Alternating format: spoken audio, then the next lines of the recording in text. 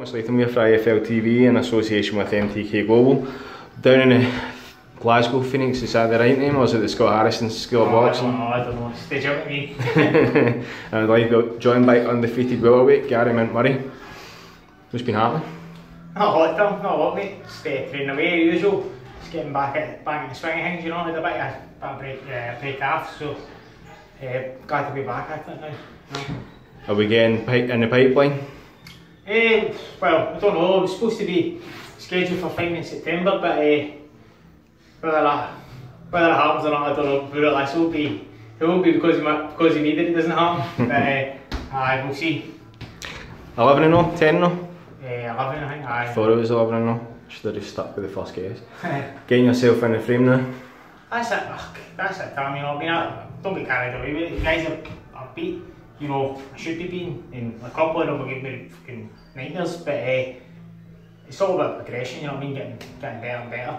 Fighting guys, you know, now starting for one step up, guys on my level, you know what I mean, but I'm not going to be like Casey going for fighting the guys who've been fighting to fight the best in the country, you just need to come up the stages, you know what I mean, but it's good, it's getting exciting again.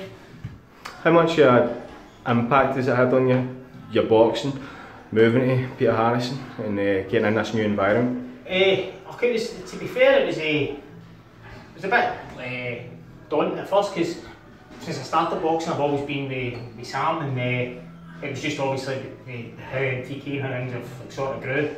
The shows on all over the country. It's never like get the time to be spending with all his fighters all the time, so obviously, you know, this is a lot with Peter Harrison, and obviously I jumped at the chance. I mean, the guys, well, he doesn't know boxing, it's not off and on, you know. And how's the lads in the gym? Do they keep you going? Aye, spot on actually. Aye, good. They're all good lads in here, you know. All professionals, but all working professionals. You're not, you know. I mean, there's none of us in here think we're superstars or that. You know, I mean, we all come in, have all like honest day's work, train hard, and go home, you know. Is that sorry? Is that long? No, I'm doing that with you. Oh, is that a toilet? Alan. He's only going for the saunas on because he's quite lose weight. Anyway, we'll say it's been a cracking year for boxing. This has been the best year for boxing I can remember in a long time. All big fights getting made there. It's about time though. It's been building them for years and years, and this is them just sort of cashing them all in. And they all seem to be living up to expectation as well. Like, the thing with the Mayweather and Pacquiao fight was we've been waiting years for that, and then when it happened, it was... Them they knew boxing, kind of knew that was going to happen. But a lot of ones recently, I think in the matchroom, I think the last 3 or something have all been... the last 3 have all ended at the 11th round. What does that tell you? The missed matches, all 3 of them have been exciting fights. You know what I mean? Back one way or the other. So, Errol Spence Gilbert was a good one, eh? What was your take on it? Well, I don't know. I always thought that Gilbert coming down from middleweight to make welterweight again, but when you seen Errol Spence, I'm telling you, he couldn't have been making welterweight too easy. You know what I mean? So I don't know about yourself. I thought going into the fight, I thought Kell Brook's experience might have been too much, but as the fight was going after 4 or 5, I thought Kell was starting to sort of take control, but then. Running about the 6th or 7th, Errol just seemed to... I think that's all it has to do with being tight weight. I always think that when fighters are really big at the weight, they seem to fade in the last half of the fight. We think back to when George Groves fought Froch first time, battered him for 6 rounds and then had nothing left. But a better rematch anyway, I think, if he stays at welterweight, but I can't see him staying at welterweight. I think he'll be like middle next time. Aye, I think the only fight he would stay welterweight for Samir Khan. Personally, that's the only thing I think he'd stay for. What do you take? What's your take as a fighter yourself in the whole equip sort of thing that's been bandied about online? And oh man, I actually think about that because I hate anybody like Tony Billion because he's just saying from his point of view you can't just take a knee and whatever, but until you're in that situation, you never know. You know, I mean, if the guy thinks he's already had that with Golovkin and he thinks he maybe loses his eyesight, I don't know, but it depends how hungry he is, because he knows he'd have got his money by that point. Whereas, you know, I mean, if he was a skin fighter and he'd have still had his pride, you don't know, mate, you don't know. George Groves got his hands in the title at 4th attempt. Are you impressed? I was fair play to him. He's, you know, he's stuck at it and he's got there in the end. What a chin Judonald's got. Probably tough as nails, man. Just kept coming forward, didn't he? Coming forward, but I was really impressed with Groves. That was the best shape I think I've seen George Groves in.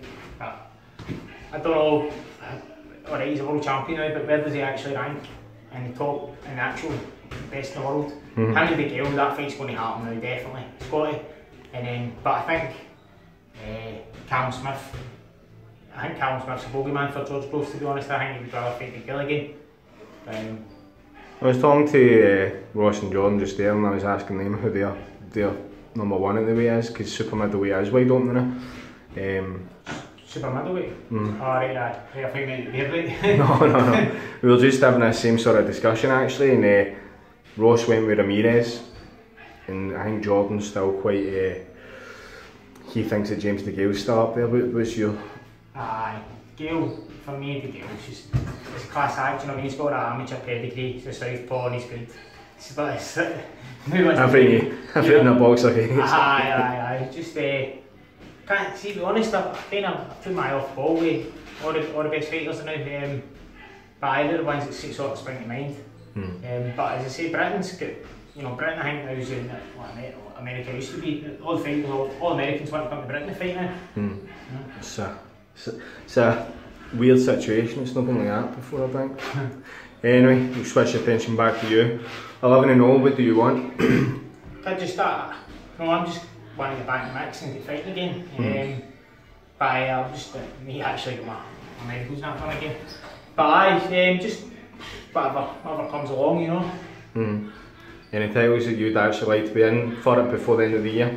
No, just any. I'm not bothered. Honestly, I just, you know, at first I was thinking I didn't know how far I was going to be able to go because I was working all the time. But I managed to have a lot of my work, and they're going to give me some unpaid leave as well. So depending on what I paid for the fight, will determine how long I can take off. So it'll give me a better chance. You know what I mean? So just whatever comes up, you know. That's it. Look forward to hearing some news soon. Good man. Cheers, Gary. See you later.